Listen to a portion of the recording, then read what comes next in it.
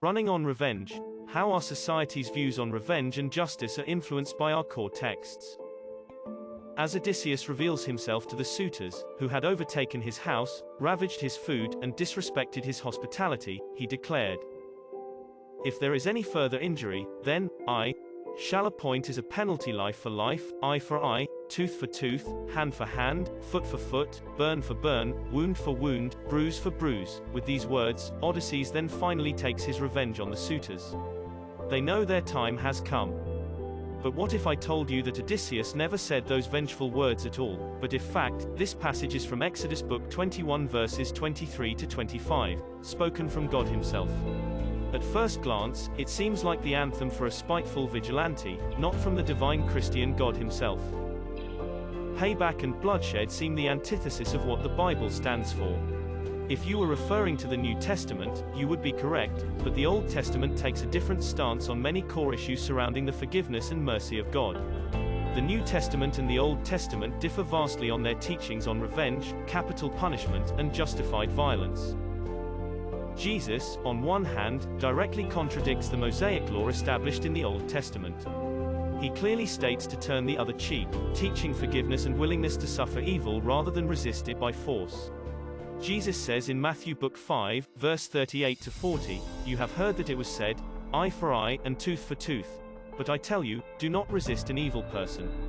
If anyone slaps you on the right cheek, turn to them the other cheek also. And if anyone wants to sue you and take your shirt, hand over your coat as well." This culminates to his death on the cross, and when he returns to earth after his resurrection, he continues to preach peace.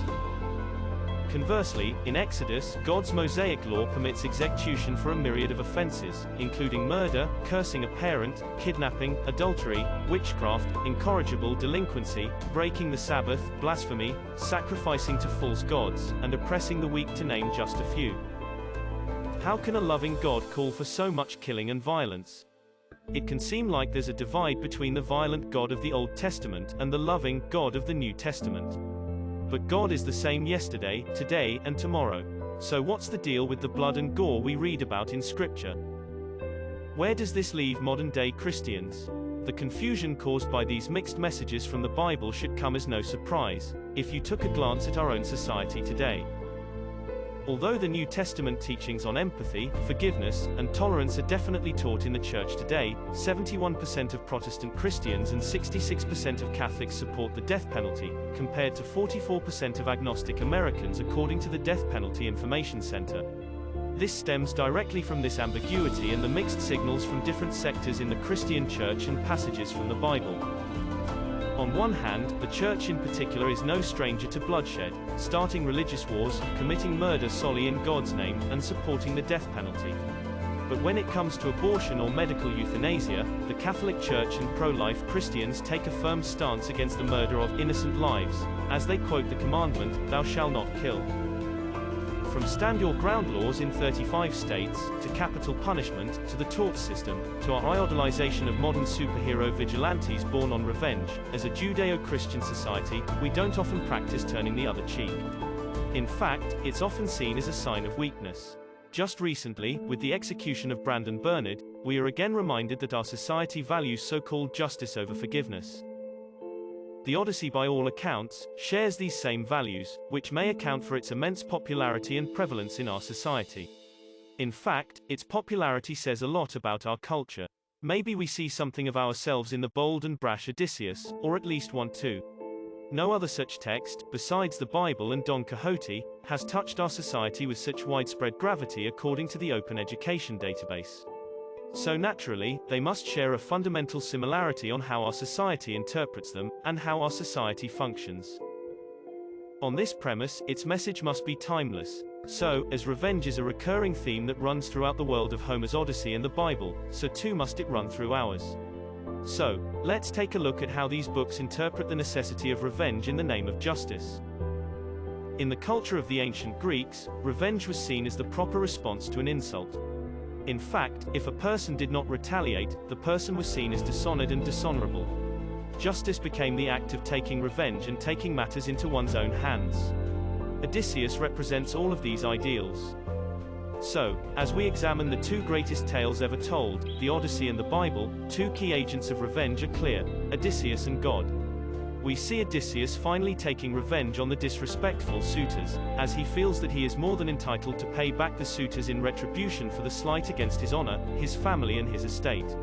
Revenge is not modest, but the condemnation to a gory and violent death. Not even the women servants who were most likely forced into submission by the suitors are spared. In fact, this vicious cycle would never have ended, unless the goddess Athena had not intervened in the case of peace. But the bloodshed doesn't end there. Odysseus takes revenge on the Cyclops with a sword to the eye, after it devours his men, as the heart inside him was brooding on revenge. Book 9, chapter 354. The gods get in on the action too, as Poseidon avenged the death of his son, the Cyclops, with a swirling sea for Odysseus' ship, and Zeus after the death of his son Cattle retaliates with the death of Odysseus' men. But we expect this from Greek gods, as they don't have quite a loving track record when it comes to dealing with pesky mortals. But, surprisingly, God, in Exodus, is no stranger to mass execution stemming from mass sin. In Exodus, Book 1 verse 11, the oppressed Israelite slaves were described as working with bitter and hard labor, and all kinds of work. These quotes highlight the oppression caused by Pharaoh, and the structural social violence in Egypt. So, God sent down several plagues on the Egyptian people and violently destroyed Pharaoh and his army in order to save the Israelites. This, of course, is after wiping out all of humanity with a flood, previously. Like a baptism of sin with water, the earth is once more cleansed. But these two figures, although vengeful and slightly violent, don't seek violence and retribution. Sure, they both acted on their impulses when the good of their family and mankind depended on it, but God does not directly intend evil, and neither does Odysseus. God, for one, does permit it, but only because the authentic love for his people necessarily implies freedom. And freedom leads to sin, suffering, and death, that God must rectify through tough love and, yes, violence. Odysseus, on the other hand, follows a strict moral compass of duty, loyalty, and family, although slightly more lenient than ours today. As a member of society, he honors hospitality and respect, and when this is blatantly violated and social order is disturbed, specifically by the suitors, he feels free to act to restore this order. There is a kind of distributive equality to the deaths that come from God and Odysseus. There are no exceptions, no last-minute plea deals. It's final, and it's swift. So what have we learned? The Bible and the Odyssey are violent, bloody, moral-less texts that incite revenge. If that is what you got, then I suggest you take a rewind. Instead, understand this. We appreciate a good story of a hero fighting a formidable enemy. God against the Pharaoh and the ultimate evil Satan. Odysseus against the suitors and the god Poseidon himself. Although some might find it grotesque and excessive, the motif of an injustice followed by swift retribution is what our society and legal system was based on. The function of violence to protect reputation, our country's reputation. For Christian Americans, it is written on the pages of the very text we follow, it's in our spiritual DNA. Does this serve as a warning against sin? Should we be worried about future violence?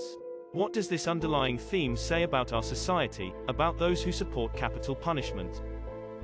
And so, this debate will continue to brew as long as we read the Odyssey across classrooms in America, and as long as the Bible's contradictory texts remain unclarified.